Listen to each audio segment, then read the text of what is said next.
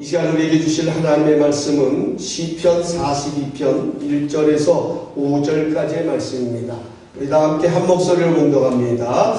하나님이여, 사슴이 신의 문을 찾기에 갈급한 같이 내 영혼이 주를 찾기에 갈급하나이다. 내 영혼이 하나님 곧 살아계시는 하나님을 갈망하나니 내가 어느 때에 나가서 하나님의 얼굴을 배울까. 사람들이 종일 내게 하는 말이 내 하나님이 어디 있느냐 하오니 내 눈물이 주야로 내 음식이 되었도다. 내가 전에 성인을 지키는 무리와 동행하여 기쁨과 감사의 소리를 내며 그들을 하나님의 집으로 인도하였더니 이제 이 일을 기억하고 내 마음이 상하는도다. 내 영혼아, 내가 어찌하여 낙심하며 어찌하여 내 속에서 불안해하는가. 너는 하나님께 소망을 두라. 그가 나타나 도우심으로 말미암아 내가 여전히 찬송하리로다. 아멘. 저는 오늘부터 여러분들과 함께 생기로 살아나는 부흥의 현장, 이런 제목을 가지고 시리즈로 말씀을 나누려고 합니다. 오늘 우리는 새 예배당에서 첫 예배를 드리고 있습니다. 이 시간 우리의 간절한 바람이 있다면 이곳에서 부흥을 경험하는 것입니다. 부흥은 회복을 말합니다. 부흥은 다시 살아나는 것을 말합니다. 부흥은 하나님의 생기로 살아난 결과인 것입니다. 하나님의 생기가 불어오면 살아나는 역사가 일어납니다. 에스겔 37장을 보면 하나님께서 에스겔을 마른 뼈가 가득한 골짜기로 데리고 가셨습니다. 그리고 이 뼈들이 능히 살겠느냐고 물으셨습니다. 에스겔은 지체하지 않냐고 하나님만이 아십니다라고 대답을 합니다. 여기 하나님만 아십니다라는 이 말은 하나님 외에는 방법이 없다는 것입니다. 하나님만이 영원한 생명의 근원이시기에 하나님만이 하실 수 있다는 뜻입니다. 하나님은 마른 뼈들에게 에스겔을 통하여 여호와의 말씀을 들으라고 전하십니다. 우리는 여기서 질문이 생깁니다.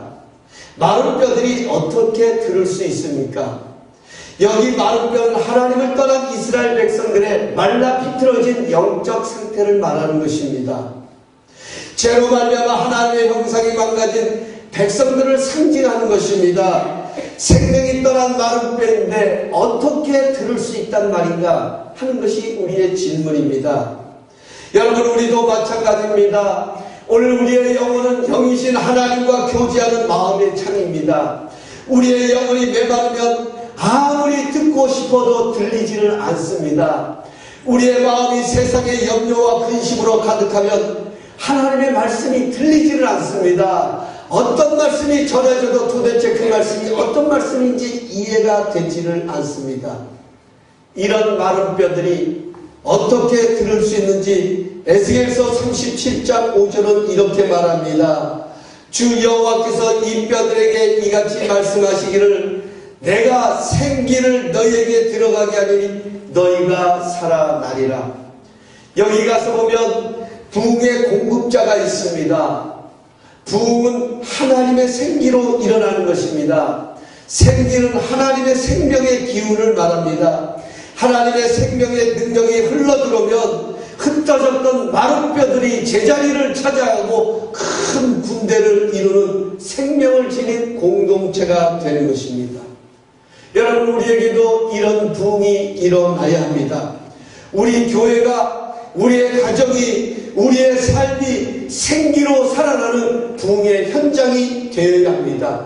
이런 부흥을 경험하기 위해서 우리가 어떻게 해야 하는지 핵심을 나누기를 원합니다.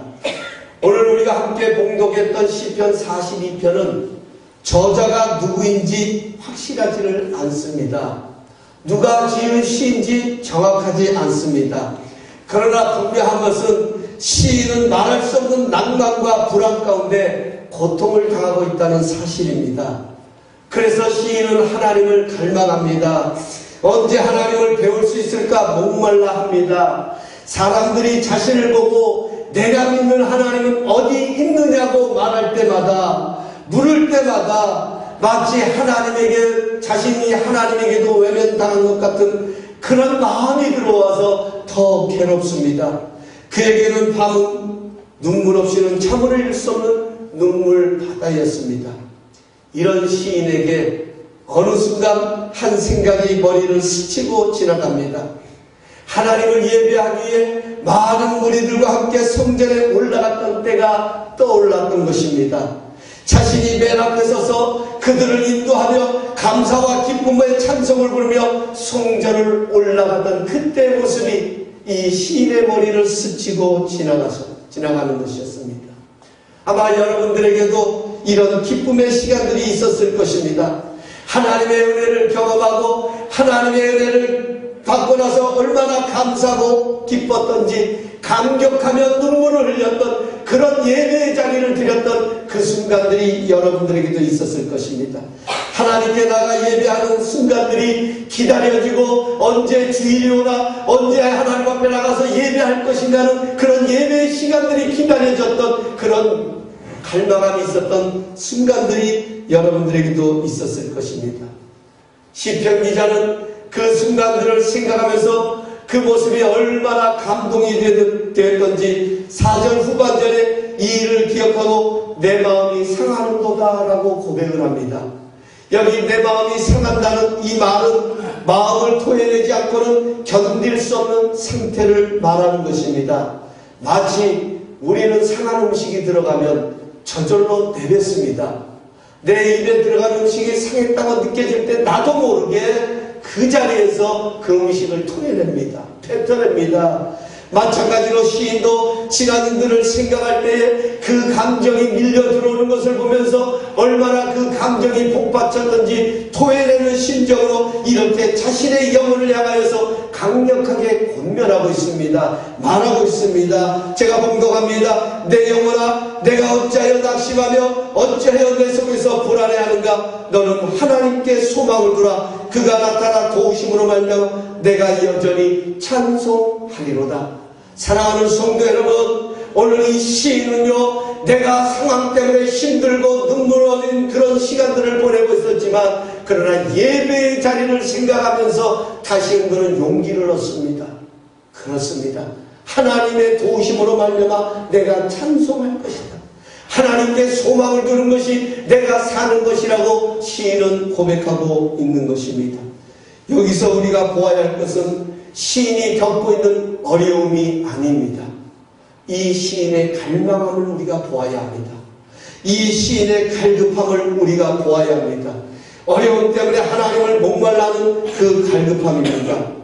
마음껏 하나님께 나가 예배하던 그때를 목말라는 이 시인의 고백을 우리는 주목해야 할 것입니다. 여러분, 오늘 우리가 하나님 앞에 예배할 수 있다고 하는 것 굉장한 축복입니다. 지금도요, 하나님 앞에 나가 예배하고 싶어도 예배하지 못하는 그러한 사람들이 얼마나 많습니까? 우리 북한에 있는 저 지하교회 동포들을 생각해 보십시오. 저들은 언제 나가 하나님 앞에 마음껏 찬송 부르고 자신의 입술을 열어 언제 하나님 앞에 마음껏 기도할 수 있는지 그들은 목말라하고 있습니다. 숨어서 그 하나님을 찬양하고 있습니다. 정말 이 시편 기자의 고백처럼 언제나 내 입술로 하나님을 찬양할 수 있을까? 그들은 숨어서 하나님 앞에 예배하고 있는 그들을 생각해 보십시오. 여러분, 우리는 성도로서 이 땅을 살아가지만 다 잘할 수 있는 것은 아닙니다. 우리는 그리스도로 이 땅을 사지만 완벽한 것은 아닙니다. 우리도 이 시인처럼 절망을 경험하기도 하고 연약하고 불안할 수도 있습니다. 그럼에도 불구하고 우리가 꼭 놓치지 말고 붙들어야 할 것이 있습니다. 예배입니다. 어떤 상황에서도 예배만큼은 꼭 붙들어야 합니다. 예배가 회복되어야 삶이 회복되기 때문입니다. 우리 한번 따라 하십시다. 예배가 회복돼야 삶이 회복된다. 예배가 회복돼야 삶이 회복된다. 그렇습니다. 예배는 하나님의 생기가 흘러들어오는 통로입니다. 절망과 불안 가운데 있는 시인에게 다시 희망과 생기를 가져다 준 것은 예배였습니다. 예배에 대한 목마름이 이 시인을 노래하게 했습니다. 예배에 대한 그리움이 눈물 짓던 시인을 웃음 짓게 하는 그런 역사가 일어나는 것입니다. 예배는 하나님을 구하는 시간입니다. 예배는 시인의 고백처럼 하나님께 소망을 두는 것입니다. 예배는 시인의 고백처럼 하나님의 도우심을 받는 통로입니다. 우리는 이 예배를 통해 소망을 붙잡지 못하면 이 세상을 불안과 낙심 속에 살아갈 수밖에 없습니다. 우리는 예배를 통해 하나님으로 체험을 받지 못하면 끊임없는 목마름 속에 살아갈 수밖에 없습니다. 마실 물이 없어서 목마른 것이 아니라 만족이 없고 감사가 없게 마셔도 목마른 것이 바로 우리의 모습인 것입니다. 왜 우리는 하나님을 찾고 구해야 합니까? 왜 우리는 하나님을 갈망해야 합니까? 은혜 때문입니다. 그분이 주시는 은혜 때문입니다. 우리는 은혜로 살아가는 존재입니다. 여러분, 한번 우리의 삶에 있어서 하나님의 은혜가 필요치 않는 것이 무엇이 있습니까? 우리의 삶을 돌아볼 때 하나님의 은혜 없이 살아갈 수 있는 것이 어떤 것이 있습니까? 나의 일어서고 앉음도 하나님의 은혜입니다. 우리의 가정을 세우는 것도 하나님의 은혜입니다. 우리의 일터를 세우시는 것도 하나님의 은혜입니다. 우리가 내 손으로 먹고 싶어서 먹는 것 같지만 그것을 먹을 수 있는 것도 하나님의 은혜입니다. 많은 것을 쌓아두고도 먹고 싶어도 먹지 못하는 사람들도 있다는 사실을 우리는 주목해야 합니다. 그래요. 여러분, 내가 화장실에 내 발로 가서 용번 넣을 수 있다고 하는 것, 이것도 은혜입니다. 이것도 감사한 것입니다. 사랑하는 성도 여러분, 이 세상에 하나님의 은혜보다 더 큰 것은 없습니다. 결국 우리 그리스도인들을 그리스도인 되게 한 것도 하나님의 은혜밖에 없습니다. 여러분, 어떤 사람이 이 험한 세상에서 노래합니까? 하나님의 은혜의 날개 아래 있는 사람이 노래합니다. 이런 사람들은 상황 때문에 노래하는 것이 아니라 은혜 때문에 노래하는 것입니다. 예배는 이 은혜의 주체이신 하나님을 목말라 하는 시간입니다. 이 은혜의 공급자 되시는 하나님을 구하는 시간이 예배입니다. 우리는 완벽하지 않습니다. 넘어질 수 있고 실수할 수 있습니다. 그러기에 예배를 통해 하나님의 생기의 은혜를 공급받고 다시 일어서야 합니다. 예배를 통해 회복을 이루고 당당하게 세상으로 나가야 합니다. 그렇기 때문에 우리는 예배의 승리자가 되어야 합니다. 예배의 승리자가 되시길 예수님의 이름으로 축복합니다. 다른 것은 몰라도 예배의 승리자가 되십시오. 첫 번째로, 여러분, 우리가 예배에 임할 때는 이렇게 예배가 소중하고 이렇게 예배가 우리에게 중요한 것이라고 하면 우리가 예배에 임할 때는 어떤 자세로 예배에 임해야 됩니까? 두렵고 떨림으로 임해야 합니다. 빌립보서 2장 12절에 이렇게 말합니다. 그러므로 나의 사랑하는 자들아, 너희가 나 있을 때뿐만 아니라 더욱 나 지금 없을 때도 항상 복종하여 두렵고 떨림으로 너희 구원을 이루라. 여기서 말하는 두렵고 떨림이라는 말은 어떤 공포스러움을 말하는 것이 아닙니다.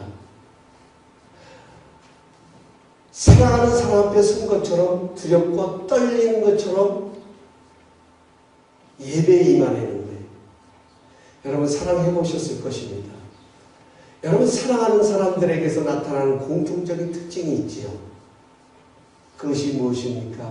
사랑하는 사람을 함부로 하지 않습니다. 사랑하면 인격적입니다. 사랑하면 항상 배려합니다. 사랑을 하게 되면 항상 조심을 합니다. 혹이라도 내 모습이 그 사람에게 안 좋은 모습으로 비춰질까는 그러한 마음을 가지고 항상 조심스럽게, 나이스하게, 젠틀하게 최대한 예의를 갖춰서 그 사람을 인격적으로 대합니다. 이것이 바로 성경에서 말하는 두렵고 떨리는 것입니다. 예배는 하나님을 기쁘시게 하는 믿음의 행위입니다. 우리는 이 예배를 통해서 하나님을 기쁘시게 하는 거예요. 제가 지난번에, 제가 지금도 있지 않아요, 우리 에스라 정이 우리 호텔에서 예배를 드릴 때에 우리 그때 이렇게 친교를 빵으로 했지 않습니까? 근데 그 빵으로 하는데 제가 에스라에게, 야, 목사님도 조금 줄래? 그랬더니 그 옆에 우리 캐롤라인 집사님이 계셔가지고, 야, 목사님 좀 드려 하는 거예요. 그랬더니 우리 에스라가 그 빵을 갖다가 저한테 서슴없이 딱 내어주는데 그 표정이 그렇게 사랑스러울 수가 없었어요. 여러분들은 못 느끼셨기 때문에, 못 보셨기 때문에 전혀 못 느끼시지만 저는 느꼈어요. 그렇게 사랑스러워요. 제 마음이 그렇게 기쁠 수가 없어요. 여러분, 아이들은요, 정직합니다. 네. 어른들은 마지못해서 싫어도 억지로 저렇게 내밀지만 아이들은 싫으면 싫은 데서 분명하게 합니다. No! 왜 내 걸 달라고 그러냐고 분명하게 표현을 합니다. 그걸 봤을 때 에스가 그렇게 기쁜 마음으로 저에게 그 빵을 줄 때 여러분 얼마나 제 마음이 흡족한지 이 녀석이 그래도 나를 좋아하는구나. 그것이 행복했어요. 그것이 기뻤어요. 여러분, 하나님은 우리의 예배를 받으시면서 그렇게 기뻐하십니다. 예배는 우리가 하나님을 사랑하고 경험하는 최고의 행위입니다. 우리는 예배를 통해 하나님의 성물을 찬양하며 우리의 사랑을 고백하고 표현합니다. 그래서 예배는 보는 것이 아니라 드리는 것입니다.